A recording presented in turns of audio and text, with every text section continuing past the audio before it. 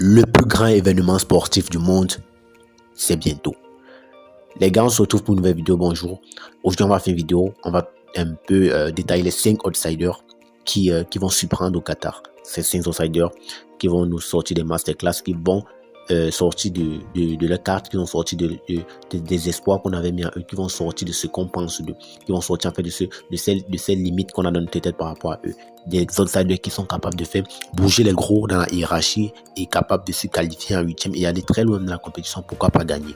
Donc les gars, si tu es nouveau sur la chaîne, tu t'abonnes, tu actives la cloche de notification et tu prends une tasse de thé, tu t'assois, on va commencer. Avant de commencer les gars, s'il y a des gens qui jouent à OneXBet, n'oubliez pas que le meilleur code promo au monde c'est XFreeBet, code promo spécial pour la Coupe du Monde Qatar 2022. Donc tout ce que vous avez à faire, c'est d'entrer l'application OneXBet, chercher l'application, faire une description complète, c'est recommandé. Et au niveau de code promo, vous mettez juste XFreeBet.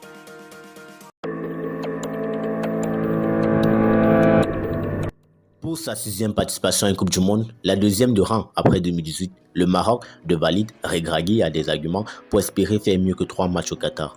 Néanmoins, les Lions de l'Atlas devront s'extirper d'une poule plus que compliquée, presque considérée comme le groupe de la mort de cette 22e édition.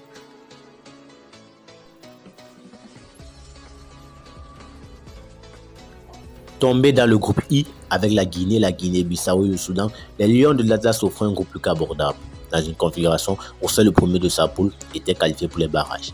Sans grande surprise, entre septembre et novembre 2021, les hommes de Vahid Alizovic faisaient carton plein avec 6 victoires sur 6 matchs possibles, avec la deuxième meilleure attaque, 20 buts marqués derrière l'Algérie à 25, et deuxième meilleure défense, un but encaissé derrière le Mali à 0.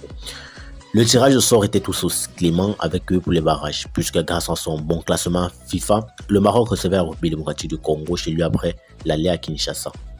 Après un match nul obtenu en terre congolaise 1-1, le royaume chérifien ne faisait qu'une bouchée des léopards à Casablanca, 4 buts à 1.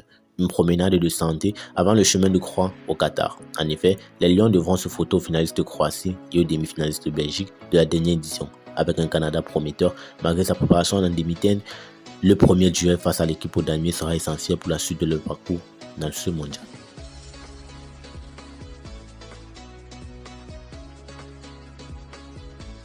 L'attaque fait lever les foules tandis que la défense fait gagner les titres, avait déclaré Michael Jordan, grande gloire du basketball. Mais est-ce applicable pour le football? En tout cas, l'effectif du Maroc n'est pas à plaindre, surtout pas sur le plan défensif, avec un gardien de but vainqueur du trophée Zamora, pour nous, une charnière centrale plus que solide durant les qualifications. Sur les côtés, les Lions de l'Atlas peuvent se vanter de voir évoluer le Parisien Hakimis, le flanc droit, et le Munichois Masraoui dans le couloir gauche. Et sur le papier, ce duo n'est pas loin de la première place. Rajoutons à ces couloirs déjà bien occupés défensivement des ailiers pleins de technique avec Ziyech à droite et Bouffal à gauche qui semblent profiter de plus de liberté technique depuis l'arrivée de Walid Regragui. Néanmoins, on peut constater un point faible à corriger d'ici le premier match du mondial qatari face à la Croatie, l'entrejeu. En effet, si les milieux de terrain n'ont pas eu de mal à gagner la bataille face au Chili, la tâche fut un peu plus compliquée lors du deuxième match de préparation face au Paraguay. Le trio un peu trop offensif semblait désorganisé à la perte du ballon et laissait parfois la défense exploser aux attaques rapides adverses. Malgré un rembarras solide dans l'axe de l'entrejeu, ses coéquipiers reliés n'étaient pas suffisamment coordonnés pour anticiper les transmissions paraguayennes dans le rond central. On peut également pointer du doigt un manque au poste de numéro 9 qui ne date pas d'hier. En effet, depuis la fin des années 2000, plusieurs attaquants de pointe se sont succédés sans pour autant s'imposer en sélection. En Essiri, El Kabi ou encore l'Union internationale Tchedira de faire mentir cette malédiction.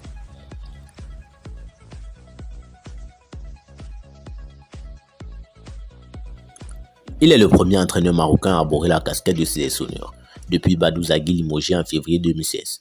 Walid Regragui a été intronisé fin août sur le banc des Lions de l'Atlas pour 2 objectifs principaux. Reconstruire le peuple marocain avec la sélection nationale et préparer l'effectif en un peu plus de 2 mois à un groupe F relevé avec la Croatie, le Canada et la Belgique. S'il est sélectionné pour la première fois de sa carrière de coach et ce après avoir été adjoint de Taoussi entre 2012 et 2013, l'ancien défenseur d'Ajaccio et Dijon vit aujourd'hui sa 4e expérience après avoir entraîné 2 clubs marocains, FAT US et Wydad Hassi, et une formation qatari Al Dorel, vainqueur de la Ligue des Champions et de la Botola D1 marocaine la saison passée. Regragui arrive avec l'étiquette d'un des meilleurs entraîneurs africains pour bousculer la hiérarchie de sa poule au mondial qatari et retrouver la phase éliminatoire, la 2e de son histoire, après 1986.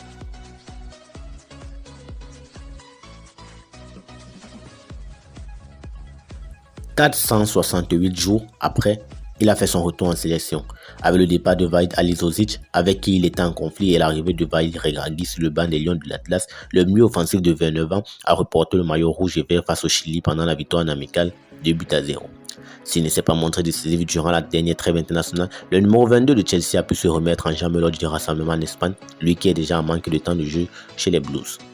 Toujours précieux grâce à sa soyeuse patte gauche, l'international aux 40 sélections reste l'un des piliers de la sélection marocaine, que ce soit sur le rectangle vert ou dans le vestiaire.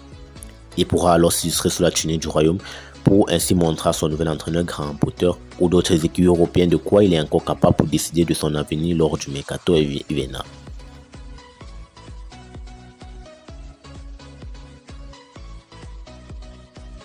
En ce qui concerne l'attraction de cette belle équipe du Maroc, les choix sont multiples, de Sofiane Boufal à Achraf Hakimi en passant par Noussem Masraoui, et ce malgré l'absence de Subessu d'Amin Harit, mais le profil d'Azzedine Ounahi est particulièrement intéressant et retient l'attention. Car oui, contrairement à une grande partie des habitués convoqués, le milieu de 22 ans est un pur produit de la formation marocaine, puisqu'il est issu de l'académie Mohamed VI de Salé, au nord de la capitale, Rabat. Après une petite saison à Avranches, le natif de Casablanca découvre rapidement l'élite du football français avec Angers, où il s'est déjà imposé comme titulaire indiscutable au milieu. Un joueur qui se distingue par son aisance technique et sa vision du jeu jusqu'à dépasser l'expert du dribble de Sofiane Boussan en Ligue 1 et se hisser à la deuxième place des dribbles réussis en Europe, 22 réussis en 2 mois, juste derrière Lionel Messi.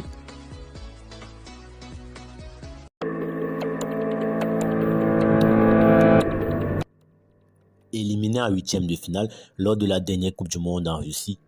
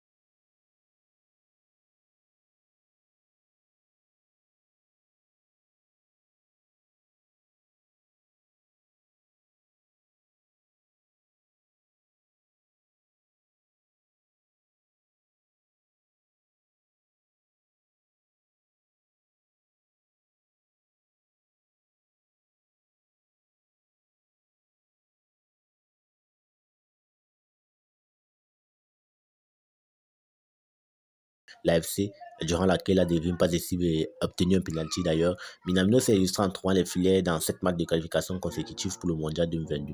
De techniquement est capable de se procurer de nombreuses.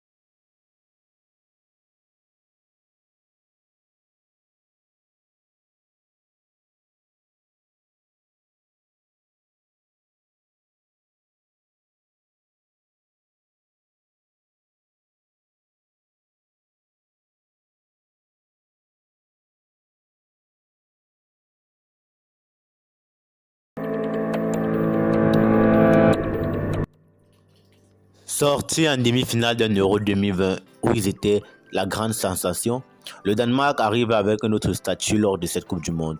Voulant confirmer, les joueurs de Kasper Hjulmand aimeraient bien réaliser la meilleure performance de l'histoire de leur pays et au moins s'égaliser les quarts de finale atteints par la génération dorée en 1998.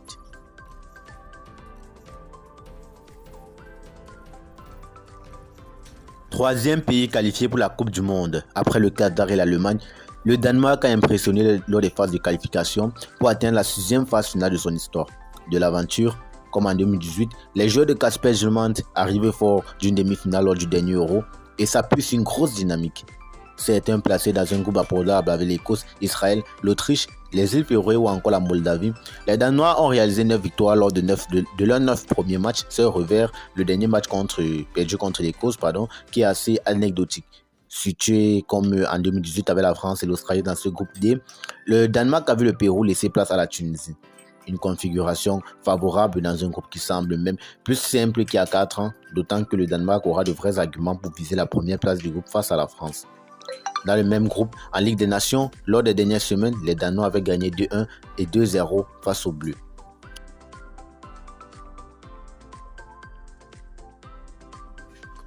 Cette équipe du Danemark s'avance avec énormément de certitude et veut construire sur un Euro 2020 probant. Trouvant vite des formules et des variations tactiques, la sélection de Kasper Hjulmand est capable de s'adapter aux différentes situations, que ce soit dans un 3-5-2 ou un 3-4-3 ou 4-2-3-1. Le Danemark est une équipe caméléon capable de tenir le ballon et d'évoluer en attaque placée, mais aussi de faire le dos rond et faire mal dans la verticalité. Avec la vivacité de ses jeux offensifs, maîtrisant différentes facettes du jeu, cette équipe danoise s'accumule autour d'une génération expérimentée et qui possède un grand vécu. Que ce soit Kasper Schmeichel, Simon Kjær, Daniel Vass, Martin Braithwaite, Thomas Delaney ou encore Christian Eriksen, ces derniers évoluent en sélection depuis de nombreuses années comme des éléments plus jeunes comme Andreas Christensen et Pierre-Emil Højbjerg. Malgré tout, cette équipe est davantage sûre de ses forces que vieillissante, car la génération montante est tout aussi talentueuse, à l'image d'Andreas Skov, Olsen, Mikkel Damsgaard ou encore Jesper Lindstrøm, tous âgés de 22 ans. Savant mélange entre le Danemark d'avant et le Danemark d'après, ce Danemark actuel semble arriver à son meilleur niveau pour cette Coupe du Monde Qatar. Néanmoins, quelques petites choses peuvent enrayer la machine. Au poste de numéro 9, Kasper Dolberg est souvent questionné. Son irrégularité peut plomber son équipe s'il arrive dans de mauvaises conditions mondiales. Longtemps absent pour une rupture au ligament croisé, Simon Kjær risque aussi de poser question quant à son rôle sur le fait de débuter ou non les rencontres. Enfin, dans les buts, Kasper Schmeichel est une référence sur le maillot danois, mais son début de saison compliqué avec Nice n'apporte pas de garanties exceptionnelles sur sa compétitivité. Quelques cadres en méforme en club, mais dans les prestations sur le maillot ont jusque-là toujours été au niveau des attentes depuis le dernier Euro.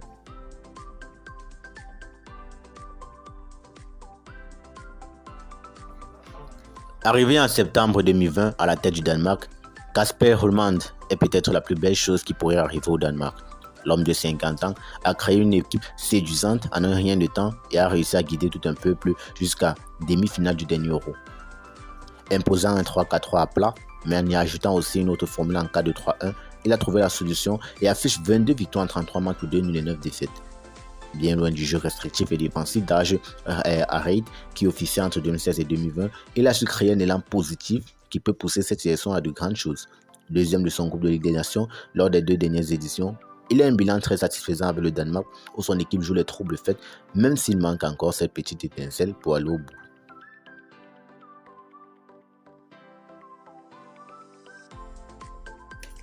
Son dernier Euro aurait pu se terminer de manière dramatique. Victime d'un arrêt cardiaque contre la Finlande de défaite 1-0 lors du premier match de la compétition, Christian Eriksen est passé à un souffle de la mort. Un événement qui heureusement n'a pas été tragique et qui au contraire a enflammé le Danemark positivement. Soudé, ses coéquipiers ont réalisé un grand tournoi et Christian Eriksen a partagé cet esprit des guerriers. Revenant sur les terrains assez rapidement après quelques mois, il s'est relancé à Brentford et brille maintenant du côté de Man United. Un retour en force en club et en sélection puisqu'il a retrouvé le maillot danois depuis mars dernier. Celui qui affiche 117 caps pour 39 buts revient de très loin et peut s'offrir une belle revanche du haut de ses 30 ans.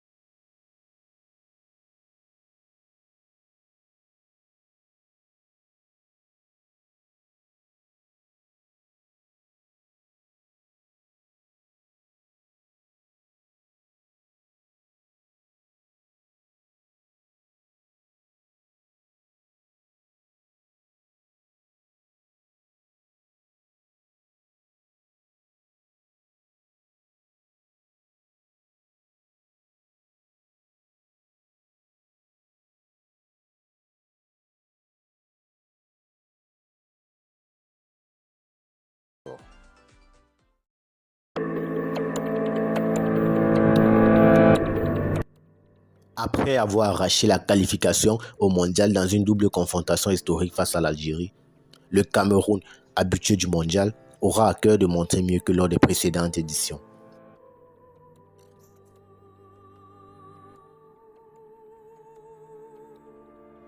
Un scénario 100% émotion. C'est ce qu'a vécu le Cameroun lors de ses éliminatoires pour le mondial 2022. Dans un groupe relevé avec la Côte d'Ivoire, le Malawi et le Mozambique, les Lions indomptables ont montré de belles choses et ont réussi à accrocher cette première place juste devant les Ivoiriens. Avec 5 victoires et 1 défaite, le Cameroun sortait de cette phase de groupe avec tout de même des certitudes sans pour autant impressionner. Ensuite, comme les coutumes en Afrique, il a non fallu passer par des barrages pour valider son ticket pour le Qatar. Après un camp à domicile correct, le Cameroun a affronté l'Algérie en mars dernier avec un semblant de révolution. Avec les nombreux conflits en interne, Samuel Eto'o a tapé dans la fourmilière et a remercié Tony Consecaao pour placer son ancien coéquipier Rigobert Song. Et face au Fennec, le Cameroun a réalisé un coup de maître. Défait à l'aller à domicile, les coéquipiers de Toko Ekambi ont arraché la qualification à la dernière seconde. Des prolongations dans un scénario cauchemardesque pour les Algériens. 2-1, mais historique pour les Camerounais.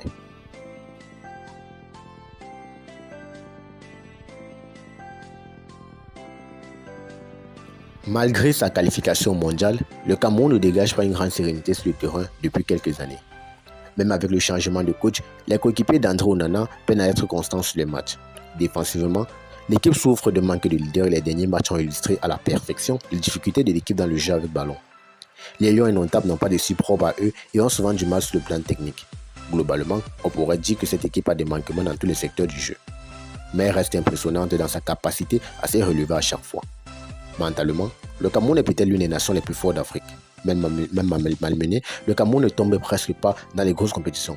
Même quand ça ne va pas, l'équipe arrive toujours à se transcender pour faire déjouer son adversaire et impose un gros défi physique qu'il faut réussir à contrer. Et surtout, la formation de Rigobert Song peut compter sur les attaquants performants Aboubakar, Choupo-Moting et Toko Ekambi. Les 3 hommes sont toujours très efficaces avec la sélection. Enfin, le Cameroun reste tout de même un habitué de la Coupe du Monde et son expérience pourrait faire la différence.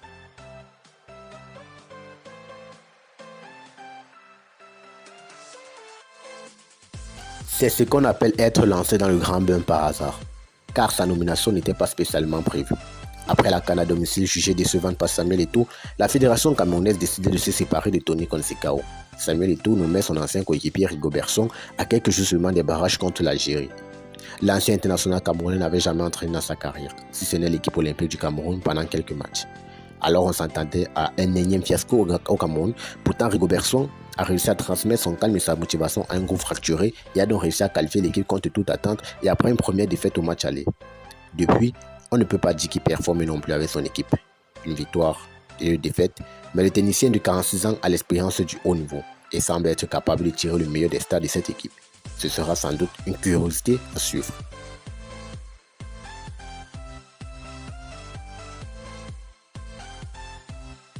Son histoire avec le Cameroun ressemble à des montagnes russes. Des clashs, des moments de joie puis à nouveau des clashs. C'est en gros ce que vit Choupo-Moting avec les Lions indomptables. Capitaine de la sélection pendant très longtemps, il avait été destitué puis mis sur la touche par son ancien sélectionneur Consecao au point de finir la dernière CAN en tribune. Mais avec Rigobertson, l'attaquant du Bayern Munich a été réintégré à l'équipe et ce sera l'occasion pour lui de prouver qu'il est capable d'encore briller car il le fait plutôt bien avec le club allemand cette saison. Avec le Cameroun, l'ancien du PSG a de belles statistiques, 68 sélections, 18 buts et sa forme du moment pourrait lui permettre d'être encore plus en confiance pour cette échéance. Il aura aussi à cœur de redonner une belle image à sa sélection après le fiasco du Mondial 2014. Deux Camerounais s'étaient notamment battus en plein match.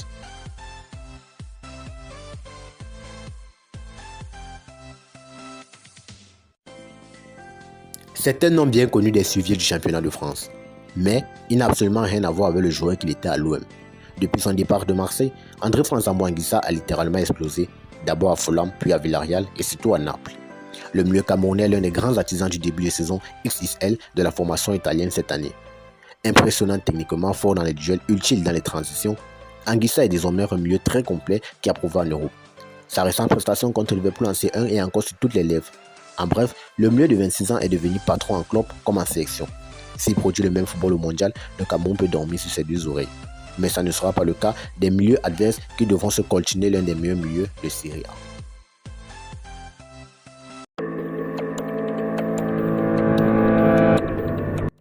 Dernière équipe de ce classement, le Sénégal. Vraiment, mes amis sénégalais, je ne vais pas trop vous manquer de respect. Le Sénégal, c'est l'équipe que je respecte le plus en Afrique. Et franchement, c'est la seule équipe africaine. En fait, l'équipe africaine qui a le plus de chances d'aller loin dans cette compétition, malgré même le forfait de Sadio Mané.